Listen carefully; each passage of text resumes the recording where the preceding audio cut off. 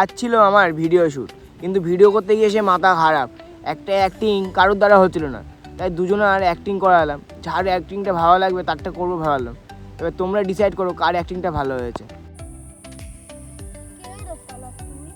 একজনকে উঠাতে হবে। কবে ঘুমিয়েছিল? ওই ওঠানো না, তুলতে হবে তুলতে হবে। ওই তোলা না, খালাস খালাস। কি আছে?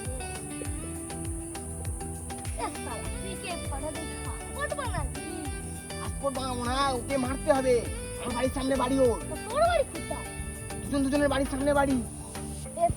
তুই কি আমার সঙ্গে মজা করছিস? তোমরা কমেন্টে জানাবে কার অ্যাক্টিংটা ভালো হয়েছে, তাহলে তার ভিডিওটাই আমি ছাড়বো। কি আরে শালা তুই? একজনকে তুলতে হবে। সে কবে ঘুমিয়েছিল? ওই তুলতে না, তুলতে হবে তুলতে হবে। ও, তা তার ওজন কত? ওই তোলা না, খালাস খালাস। ও, বুঝতে পারলাম। তার ফটো কি আছে? কি একটুখানি ফটো দিয়ে তুই পাসপোর্ট বানাবি নাকি?